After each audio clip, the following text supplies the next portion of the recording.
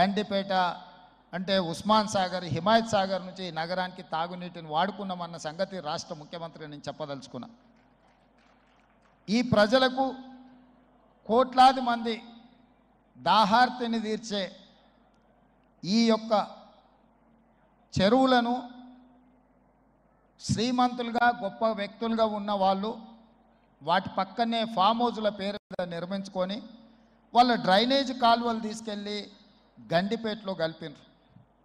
నేను ఇక్కడ వేదిక మీద ఉన్న పెద్దలతో పాటు ఇక్కడ వచ్చిన భక్తులను నేను ఒకటే మాట అడగదలుచుకున్నా.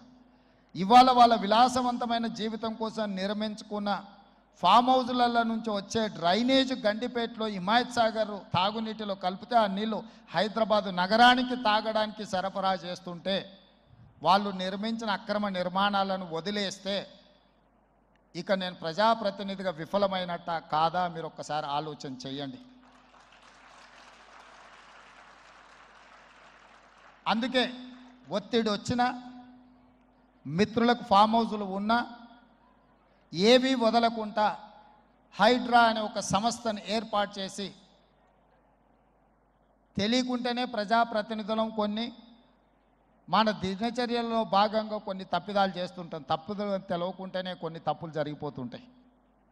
మరి ఆ ఖాతాను సవరించుకోవడానికి, ఆ బ్యాలెన్స్ షీట్ను సవరించుకోవడానికి తెలిసి కొన్ని మంచి పనులు చేయాలని నేను ప్రగాఢంగా విశ్వసిస్తున్నా, నమ్ముతున్నా. ఆ తెలిసి చెయ్యాలనుకుంటున్న మంచి పనుల్లో భాగము ఈ చెరువులను చెరబట్టిన వాళ్ళ నుంచి విముక్తి కలిగించాలన్న ఏకైక లక్ష్యంతోనే ఈరోజు చెరువులను ఆక్రమించుకున్న వాళ్ళను ఎవరిని వదలకుండా ఉక్కు పాదంతో అణిచివేయాలన్న ఆలోచన, అందులో నిర్మాణాలను ఏ ఒత్తిడి వచ్చినా వెనక్కి తక్కకుండా తొలగించాలన్న ఆలోచనతోనే ఈరోజు ఈ చెరువులలో ఉన్న అక్రమ కట్టడాలను కూలగొడుతున్నాము.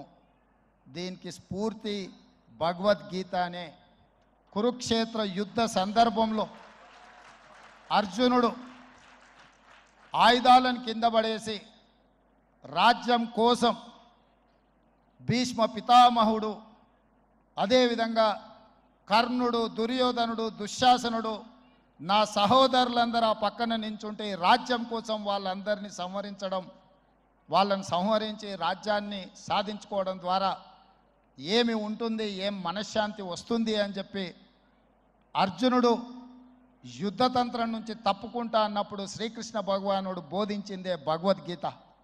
చంపేదెవరు, చంపించేదెవరు, లోక కళ్యాణం కోసం నీ బాధ్యతను నెరవేర్చాల్సిందే. ధర్మం బ్రతకాలి, అధర్మం ఓడాలి అంటే నువ్వు యుద్ధం చెయ్యాల్సిందే అనే యుద్ధ నీతిని ఆ రోజు అర్జునుడికి బోధించింది శ్రీకృష్ణ భగవానుడు. ఇవాళ ఆ శ్రీకృష్ణ భగవానుడి బోధనానుసారమే ఈరోజు ఈ చెరువులను కాపాడే కార్యక్రమాన్ని నేను తీసుకుంటున్నా. సామాన్య ప్రజల్ని వేధించే, భయభ్రాంతులకు గురి చేసేటువంటి పద్ధతులలో మీరు ఆలోచన చేస్తుందా రేవంత్ రెడ్డి అని చెప్పి అడుగుతా ఉన్నాం.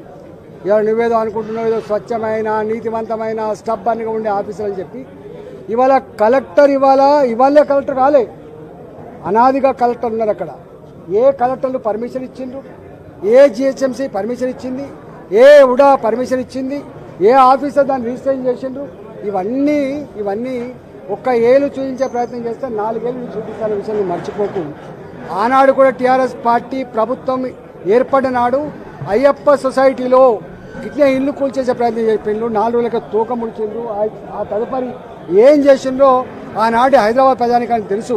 ఇవాళ మీరు కూడా ప్రజల సమస్యలు పరిష్కరించే దమ్ము లేక, వాటి మీద చర్చించేటువంటి వెసులుబాటు లేక ఇవాళ ప్రజలు డైవర్ట్ చేయడం కోసం ఇదొకటి ఎత్తుకున్నావు. దీని మీద తప్పకుండా ప్రజలు ఆలోచన చేస్తూ ఉన్నారు. నేను ఒకటే కోరుతున్నా, నీకు నిజంగా దమ్ముంటే హైదరాబాదులో ఎన్ని చెరువులు ప్రభుత్వమే మొత్తం పూర్తి చేసి, బతుకమ్మ కుంట ఎవరు పూర్తి చేసిండ్రు? ప్రభుత్వం పూర్తి చేసింది. ఇలా కరీంనగర్లో ఒక 4 చెరువులు ఉండే, ప్రభుత్వం పూర్తి చేసింది. ప్రభుత్వం పూర్తి చేసిన చెరువులన్నీ ఇవాళ ప్రభుత్వమే ఈ ఎఫ్టీఎల్ జాగాలలో పర్మిషన్ ఇచ్చిన శ్వేతపత్రం విడుదల చేయాలి. దానికి ఒక పద్ధతి పెట్టాలి తప్ప రాత్రి పోయి దొంగల్లాగా మిషన్లు పెట్టి కూలగొట్టే, సామాన్యులు కూలగొట్టే పద్ధతి మంచిగా. కూలగొట్టు, నువ్వు పెద్దలే కూలగొడుతున్నావు, సంతోషం. ఇంకా పెద్దలు అనేక మంది ఉన్నారు, కూలగొట్టు, సంతోషం. కానీ సామాన్యులు మాత్రం ఇట్లాంటి ఇబ్బంది పెడితే మంచిది కాదు. ఇవాళ దీని మీద భారతీయ జనతా పార్టీ ఇప్పటికే చెప్పింది. ఇవాళ ప్రతిదానికి ఓ సిస్టమ్ ఉంటుంది, ఓ చట్టం ఉంటుంది.